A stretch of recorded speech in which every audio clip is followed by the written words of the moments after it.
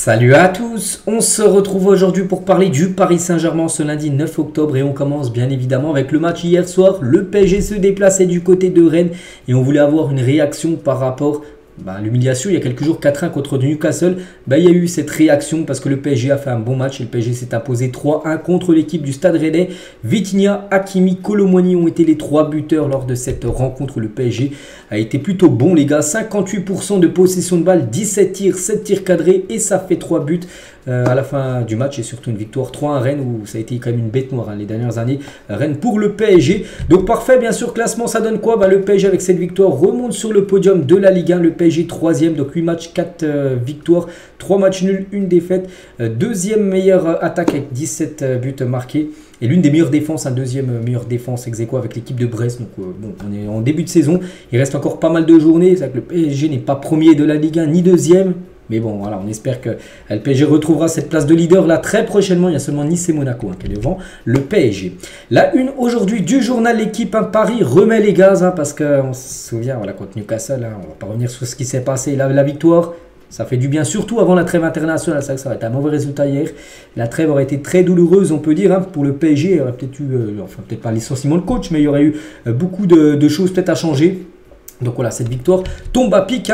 Et le 11 de départ, on sait que Luis Enrique, il avait testé quelque chose, le 4-2-4, qui a beaucoup fait parler là, ces derniers jours lors du match contre Newcastle. Donc même s'il dit qu'il était plutôt satisfait de son schéma, il a quand même repassé au 4-3-3, qui est pour moi le meilleur dispositif bien sûr pour le PSG. Donc voilà le 4-3-3 titulaire lors du match. Donc c'était Gonzalo Ramos, Mbappé et Dembélé en attaque. Ronald Kolo Muani qui est décevant ces derniers temps, enfin qui était décevant avant le match d'hier. Donc il a commencé sur le banc. Donc Vitinha, Ugarte, Warren Zaïre, les trois étaient au milieu de terrain. Et tu le sens quand même, tu sens quand tu joues avec deux milieux et trois avec Vitinha en plus, c'est pas la même chose. Je pense que voilà, ça aurait dû être cette compo là, qui aurait dû être, enfin au moins le schéma du 4-3-3, qui aurait dû être aligné contre Newcastle. Bon, on va revenir bien sûr sur le match. Et avec cette compo là, le PSG est plutôt bon, on a pu le voir hier. Et Luis Enrique, on va revenir sur quelques déclarations qu'il a pu faire à la fin du match. Donc tout d'abord, les 25 premières minutes n'étaient pas assez bonnes. Ils ont joué un beau football et ont eu des occasions. Mais après, on a eu le contrôle. 11 joueurs qui attaquent, 11 joueurs qui défendent. C'est ce qu'on essaie de mettre en place en ayant de l'équilibre.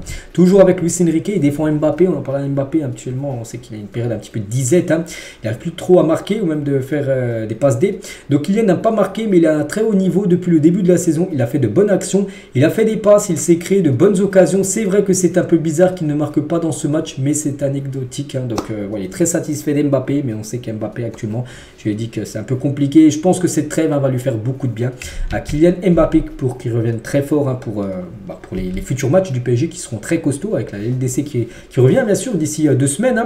Luis Enrique sur Vitinha, je suis content car Vitinha s'adapte parfaitement à notre idée du football. Il ne perd jamais le ballon, il peut dribbler, il peut faire des passes décisives, il peut marquer. C'est un joueur très complet en fonction de la position de la balle sur le terrain. Il fait ce qu'il faut faire, il est intense en défense. Je suis très content parce qu'il a marqué, je suis content de son niveau et de celui de l'équipe. Donc voilà ce qu'il a pu dire sur Vitinha.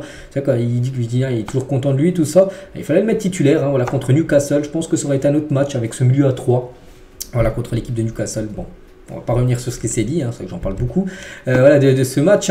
Et Vitinha, tiens, on est plus fort ensemble. Voilà ce qu'il a pu mettre sur son réseau Twitter. Vitinha toujours, je veux toujours jouer comme tous les joueurs, mais si je ne joue pas, je suis toujours prêt à aider l'équipe. Le système, on a plusieurs manières de jouer, c'est important d'avoir beaucoup de solutions de l'effectif. On est heureux d'avoir cette qualité de joueur et de système. Voilà ce qu'il a pu dire Vitinha en conférence de presse, parce qu'avant, quand je parlais de Vitinha, c'était plutôt Luis Enrique qui parlait de Vitinha, mais là c'est Vitinha qui parle, du match hier et le nouveau système.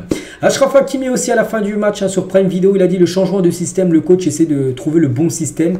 On a gagné ce soir, c'est bien, mais aussi on a gagné en 4-2-4. C'est bien que le coach essaye parfois de changer de système, mais bon, pour moi le 4-3-3 c'est ce qui est le plus équilibré. On va pas tous mentir, sur je fais un sondage, la plupart mettront le 4-3-3, c'est le système que le PSG doit, que Luis Enrique doit mettre pour chaque rencontre. Et pour revenir les gars sur Hakimi, Hakimi, gros match, une note de 8, lui qui avait complètement déçu lors du match contre Newcastle. Donc là, il a retrouvé bien sûr sa superbe, on peut dire, en faisant une très belle partie. Donc un petit bilan les gars d'Akumi en ce début de saison, c'est 10 matchs joués pour 4 buts marqués, 2 passes D, c'est pas mal, hein, décisif sur 6 buts en 10 matchs. N'oubliez pas qu'il joue latéral droit. Hein. Donc 14 dribbles réussis, le plus de mètres gagnés par la course au PSG, le deuxième avec le plus d'actions défensives et le latéral droit le plus complet statistiquement. Donc Luis Enrique a su tirer du meilleur du latéral droit marocain. C'est vrai qu'il nous fait un gros début de saison. Comment dire, Achraf Hakimi buteur hier. Il y a l'action. Enfin, plutôt au départ de l'action sur son sprint, il touche le ballon de la main. Je ne vais pas vous mentir, moi je suis franc les gars, et pour moi il n'y aurait pas dû avoir but. L'arbitre aura dû siffler, donc là, bon, tant mieux hein, pour le PSG parce que l'arbitre n'a rien dit. Mais même un ancien arbitre hein, de Liga, bon, je peux tout lire, il dit qu'en gros, que ça aurait dû être sifflé tout simplement, qu'il n'y aurait pas dû avoir but parce qu'au départ de l'action, sur sa foulée, où il amène le ballon sur son contrôle, ça touche. On peut voir là, ici au niveau de la main. Donc oui, bon après voilà, on prend hein, bien sûr du côté du PSG. Et même si on n'a pas eu ce but, ça aurait fait 2-1. Hein, le PSG, bien sûr, se serait quand même opposé. Ousmane Dembélé, après 2 matchs difficiles, on se devait de réagir avec cette victoire. Hein, on a mis beaucoup d'envie. On voulait repartir avec les 3 points et recoller au classement. Bah, c'est chose faite, hein, vu que le PSG retrouve bien sûr le podium. Et Dembélé, tiens, ça va lui faire du bien parce qu'il a été décisif. Bon, toujours aucun but inscrit par Dembélé, mais pas sur sa deuxième passe décisive de la saison sur le magnifique but de Vitinha. Bah, c'est Ousmane Dembélé qui lui délivre la passe décisive. On va parler de Randal Kolo Muani qui avait déçu hein, lors du match contre Newcastle et même les matchs précédents. Hein, c'était pas le grand Randal Kolo Muani, pas le Kolo Muani qu'on voyait à Francfort. Et surtout, on avait peur hein, parce qu'il avait été acheté comme 90 millions d'euros. Donc il est entré en jeu à la 57e et 2 minutes après, il a été buteur hier. Randal Kolo Muani, ça va lui faire du bien hein, dans la tête, hein, bien sûr, pour le joueur français. Warren Zaïre, pour moi, peut-être le meilleur parisien en ce début de saison, les gars. Toujours. Lui, ce qui est bon, c'est qu'il est régulier quand même, un match après match. Même contre Newcastle, où tout le monde était sous la tête sous l'eau, ça a été le seul à sortir à la tête sous l'eau et être à la hauteur enfin, voilà, du match. Donc, passe D pour lui hier. Hein, et c'est déjà sa deuxième passe décisive de la semaine, parce que lors du match contre Newcastle, c'est lui qui avait été l'auteur de la passe D pour le but de Lucas Hernandez. Et depuis le début de la saison, bah, c'est déjà 3 passes D hein, pour Warren Zaïre. Maintenant, on attend son premier but hein, pour cette nouvelle saison du côté du club. On va parler tiens, de Mbappé, réputé pour marquer beaucoup de buts. Donc hier, il a raté quasiment un immanquable, on va pas se mentir, où il dribble 2 joueurs, enfin le gardien de Rennes et un défenseur à Signon, je crois. Et il n'y a plus personne dans le but et il se précipite. Voilà, il doit faire un petit plat du pied, ou même rentrer, il peut même rentrer avec le ballon dans les buts. Donc il a voulu faire une grosse frappe qui est passée au-dessus des buts. Voilà, c'est dommage, hein. Ça leur aurait fait beaucoup de bien, je pense, ce but à Kylian Mbappé, parce que les 4 derniers matchs ne sont pas bons, hein, parce qu'on sait que lui, c'est un joueur qui joue pour marquer, hein, voilà, on ne va pas se mentir, hein. Il a cette mentalité un peu comme la Cristiano Ronaldo à l'époque, de marquer beaucoup de buts, et là, 0 but, 0 passe D hein, sur ces 4 derniers matchs, c'est pour ça que je l'ai dit tout à l'heure, hein, cette trêve internationale tombe à pic en espérant qu'il se relance avec l'équipe de France et qu'il revienne très fort avec le PSG d'ici une semaine et demie, hein. Et concernant Mbappé, hier c'était un match spécial parce que c'était son 400e match en tant que joueur professionnel. Donc il en a joué 269 avec le PSG, 71 avec l'équipe de France et 60 matchs avec Monaco. Donc si on fait le compte, hein, ça fait 400 matchs pour Kylian Mbappé en professionnel. Bien sûr une carrière immense, hein, il a gagné la Coupe du Monde, il a marqué un triplé en finale de Coupe du Monde. Bon, il n'a pas gagné l'autre finale, mais bon voilà, il a marqué beaucoup de buts.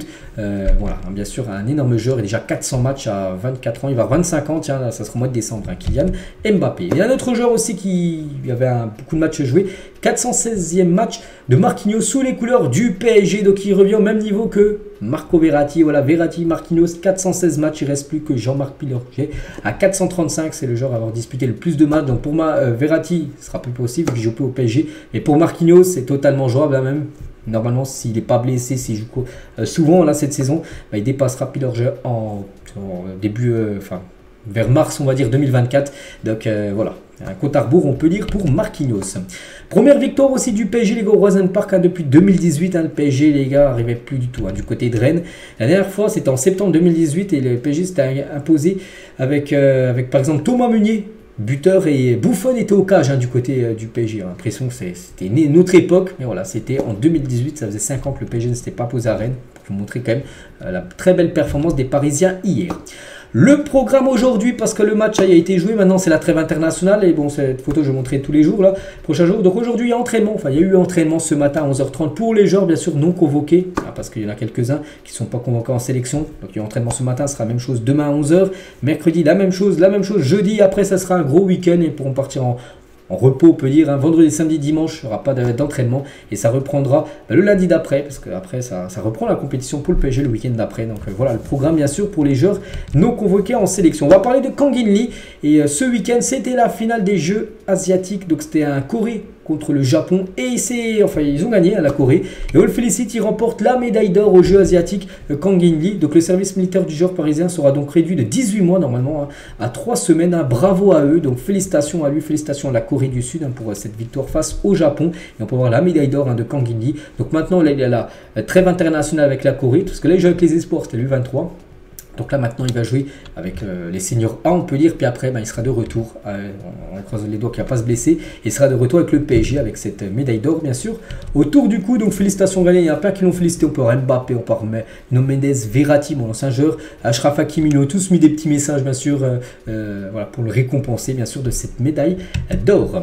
On va parler des filles qui ont joué ce week-end, elles ont gagné 1-0 du côté de Saint-Etienne, félicitations à elles qui avaient perdu hein, les Parisiennes contre Lyon lors de la deuxième journée, mais elles ont retrouvé la victoire. Donc place désormais à la Ligue des Champions à Manchester, mardi 10, donc c'est demain, tiens, à 21h, il y a un match de LDC hein, du côté de Manchester United, oui c'est d'être United. On va féliciter Neymar les gars aussi, ancien joueur du PSG, hein, voilà, ça reste un très grand joueur du PSG, parce qu'on a appris ce week-end que lui et sa copine, hein, Bruna Biancardi, sont devenus papa et maman d'une petite fille, hein, son prénom, elle s'appelle Mavi, hein, donc félicitations bien sûr à l'ancien joueur parisien. Et on finit les gars avec le rappeur du 93, Werenoi, qui a reçu son Urus aux couleurs du PSG, donc Urus c'est un Lamborghini Urus, regardez-moi cette voiture et surtout les couleurs bleu, rouge, les couleurs du PSG avec sur le pare-choc du haut, là, 93 Renault, magnifique voiture, un Lamborghini aux couleurs parisiennes. Hein.